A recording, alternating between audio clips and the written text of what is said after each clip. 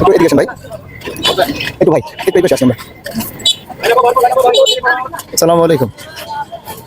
ভাইয়ের নাম কি? মোহাম্মদ মিলন মিয়া। এখান দিয়ে রেল ছাড়ে কয়টার সময়?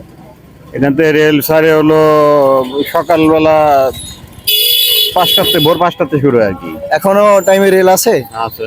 তাহলে এই যে গাড়িগুলো দেখতেছি যেগুলো, এগুলো রেল আসার আগে কি ক্লিয়ার হয়? হ্যাঁ হ্যাঁ হ্যাঁ।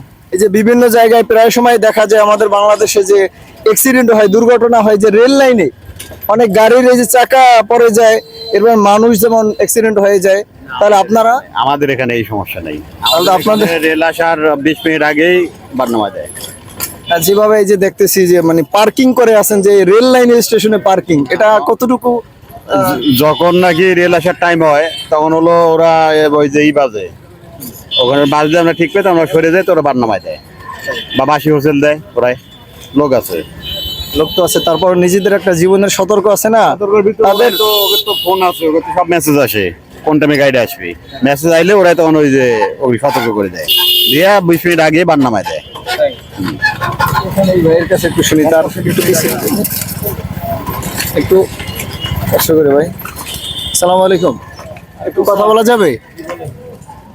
একটু দেখি তো পাশে ভাই, একটু এই পাশে। ভাই ঠিকানা এখানে? হ্যাঁ, আমি রাজবাড়ি। রাজবাড়ি। আর এই যে এখানে যে যে গাড়িতে যাচ্ছেন, রেল আসার কোনো ভয়টাই? রেল এই জায়গাটা বন্ধ, জায়গাটা এখান দিয়ে রেল আসে না? এই জায়গাটা পুরাই ক্লোজ, দেখেন না।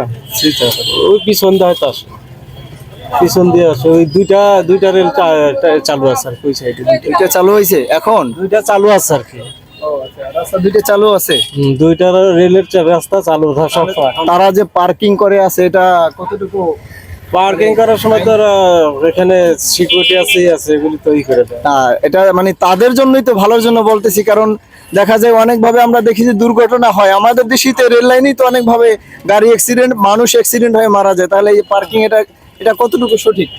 আসলে সঠিক না, যেহেতু যে জায়গাটা ব্যবহার হয় না সে জায়গা থাকলে তো সমস্যা নাই, কিন্তু যে জায়গাটা রানিং জায়গা সে জায়গা থাকলে তো অবশ্যই সমস্যা। প্রিয় দর্শক, আমরা এতটুকুই জানতে চেয়েছিলাম যে যেহেতু এটা রেল লাইন, যার যার জীবনের একটা ঝুঁকি নিয়ে অনেকে হ্যাঁ রাস্তাঘাট পারাপার হয়। কিন্তু আমার বিষয়ে জানা হলো এটা, যেহেতু রেল লাইন, এটার ভিতরে কেন পার্কিং থাকবে?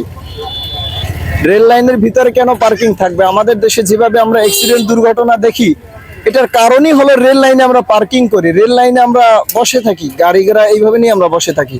এটা আমি মনে করি আইনগতভাবে এটা তাদের অপরাধ।